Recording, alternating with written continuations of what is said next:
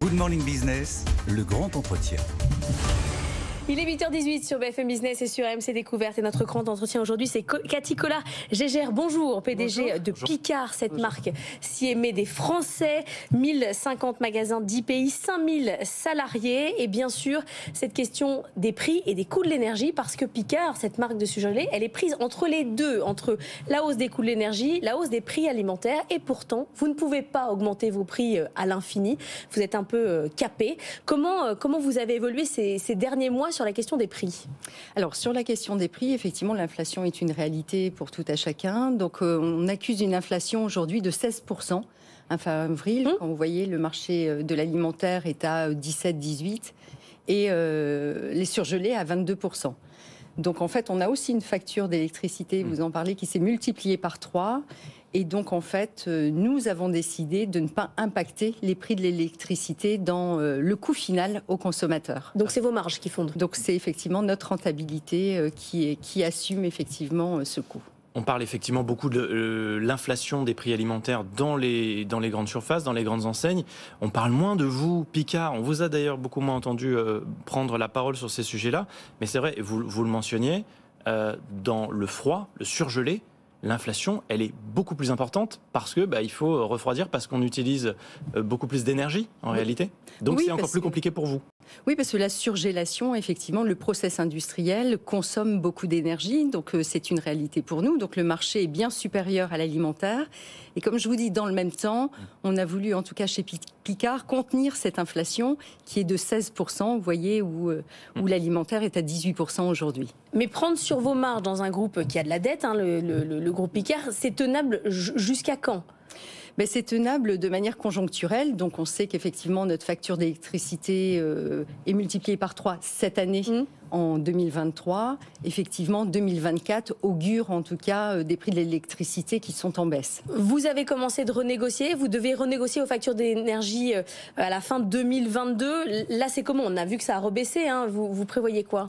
Donc on est couvert jusque fin 2023 et effectivement nous sommes en cours de négociation et en cours d'achat de l'année 2024 qui présente des prix effectivement moins élevés que 2023. Est-ce que vous êtes couvert mais cher du coup? Du coup on est couvert mais cher, c'est pour ça que je suis à même de vous dire que notre facture a été multipliée par 3, donc qui représente un poste de charge important pour Picard, mais qui fait qu'effectivement notre stratégie est de ne pas répercuter ces coûts-là dans nos prix, qui fait qu'on a une inflation de 16%, vous voyez, qui est contenue au lieu de 22. Oui, et combien de temps vous allez pouvoir tenir comme ça?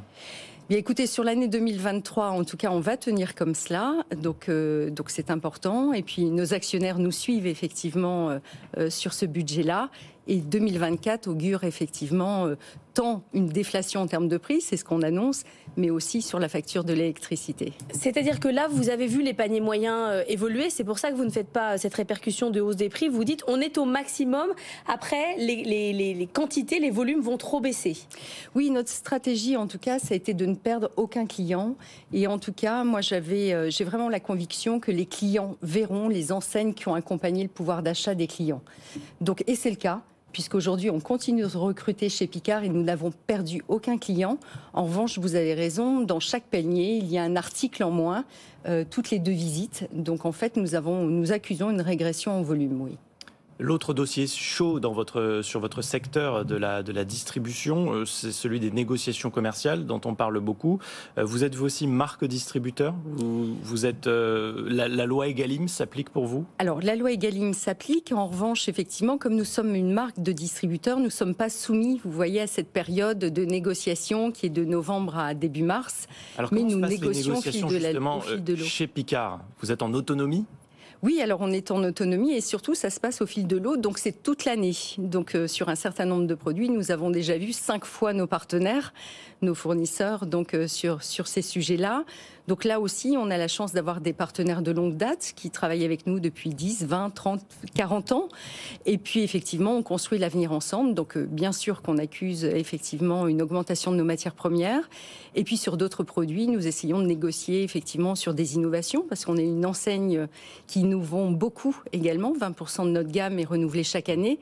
Donc on a effectivement des contreparties intéressantes aussi à proposer à nos fournisseurs. Mais alors, vous êtes quasiment en négociation permanente. Vous dites 5 fois en quelques mois. Comment vous regardez ce monde de la grande distribution? Vous connaissez parfaitement, parce que vous avez travaillé chez Auchan et Intermarché, cette lutte qui se fait quasiment dans les médias pour savoir qui est le méchant, qui est le gentil. Comment vous regardez ça, vous? Mais écoutez, je regarde avec beaucoup de cœur parce qu'effectivement, j'ai eu l'occasion d'être dans la grande distribution, que c'est un débat pas facile et je crois qu'effectivement, c'est jamais tout noir ou tout blanc. Et d'accuser la grande distribution d'être toujours les méchants, je trouve que c'est effectivement un peu facile, là où on accuse effectivement des charges qui sont extrêmement importantes. On parlait de l'électricité, mais nos loyers augmentent aussi à hauteur de 8%. Donc vous voyez, quand on a comme Picard 1100 magasins, eh bien c'est aussi 1100 magasins qui accusent un loyer en progression à 8%. Donc vous voyez, toutes les charges, c'est une équation très compliquée cette année et je pense qu'effectivement, c'est pas tout noir ou tout blanc. Picard, c'est aussi beaucoup de franchisés. Dans ce contexte, comment est-ce qu'ils tiennent? Vous parlez de l'augmentation des loyers, par exemple. Est-ce que vous avez des moyens de les aider, de les soutenir? Est-ce que certains sont en difficulté en ce moment? Donc en fait, nos franchisés représentent à peu près ces 50 franchisés en fait sur 1100 magasins, donc c'est un petit groupe de franchisés, mais ceci dit avec une belle dynamique. Donc ce qui est intéressant en revanche dans le coût de l'électricité, c'est qu'ils sont gérés unité par unité et donc bénéficient en tout cas du guichet d'accompagnement sur les coûts de l'électricité qui fait qu'effectivement leurs coûts sont moins élevés qu'on peut accuser sur un groupe tel que le nôtre. Cathy Collard-Gégère, vous écoutez, on a l'impression qu'il faut passer 2023, oui. Mais que 2024 quand même s'annonce meilleur en termes de coût d'énergie et en termes de baisse des prix alimentaires. On fait le dos rond et on attend que ça passe là? On ne fait pas le dos rond, on accompagne de manière proactive effectivement nos clients. Donc c'est toujours des plats cuisinés à 2,50 € que l'on propose chez nous. C'est plus de 500 recettes qu'on a visité, vous l'avez dit très justement, on a des marques de distributeurs, donc on a la main sur nos recettes. Et pour rester dans un corridor de prix accessible, on revisite effectivement nos recettes. Par exemple, sur un plat cuisiné qui contenait du saumon, eh bien on y met de la truite fumée. On sait que c'est beaucoup moins cher, ça a des qualités nutritives exceptionnelles, donc on renonce jamais à la qualité de nos produits, mais pour autant on revisite nos recettes systématiquement pour avoir des prix accessibles. Donc on ne fait pas le dos rond, mais on est vraiment proactif. Tout en essayant de monter en qualité aussi, j'ai vu que vous développiez une gamme de produits bio et locaux pour vos magasins en Bretagne. Il y a le Nutri-Score aussi qui évolue cette année avec les règles de santé publique. Il devient plus strict. Vous allez devoir améliorer encore la qualité de vos produits au regard de ce baromètre. Oui, et puis c'est vraiment un travail au fil de l'eau. Là aussi, on est en amélioration continue. Donc le moins de sucre, moins de sel, effectivement les exigences du Nutri-Score. On a aujourd'hui 80% de nos produits qui sont Nutri-Score A et B. C'est une réalité de nos équipes, puisqu'on a une équipe recherche et développement donc au sein de Picard, donc dont c'est le métier effectivement de retravailler sur l'amélioration de ces recettes, et on sait que les clients nous font confiance pour la qualité des produits que nous proposons. Vous êtes à la tête de Picard depuis 2020. Vous êtes la seule femme à diriger un groupe de grande distribution. Vous êtes aussi l'une des rares encore à avoir le titre de PDG. Aujourd'hui, on dissocie plutôt les fonctions président et directeur général. Vous dites clairement, moi, je veux le pouvoir et je veux l'exercer seul. Je suis un leader. Est-ce que c'est facile aujourd'hui d'avoir ce discours? Est-ce que c'est plus facile qu'avant?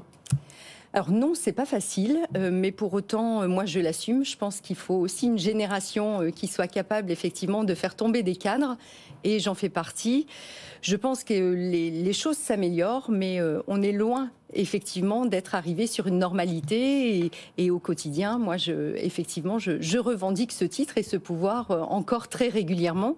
Pouvoir non pas pour avoir mon bâton de maréchal, mais parce que je trouve qu'en ayant ce pouvoir-là, on peut impacter, et c'est le cas. Moi je suis à la tête d'un gros plan de transformation que je mène depuis 3 ans dans l'entreprise, et qui fait qu'aujourd'hui effectivement les clients nous font confiance et qu'on est l'enseigne alimentaire préférée des Français.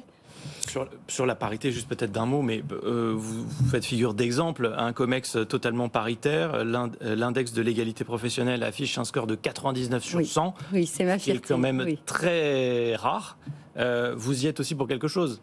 Oui, parce qu'il n'était pas à ce niveau-là quand j'ai repris la tête de l'entreprise, mais je pense que là aussi, il y a une exemplarité en tout cas qui m'incombe, et donc ça fait 3 ans que je mets là aussi effectivement dans les salaires un rattrapage homme-femme. Aussi, vous parliez de parité, c'est le cas. Mon comité de direction aujourd'hui est moitié-moitié. Et donc, il y a une vraie volonté proactive, en tout cas de ma part, de montrer que c'est possible. Merci beaucoup, Cathy Collard-Gégère, d'avoir été avec nous, PDG de Picard.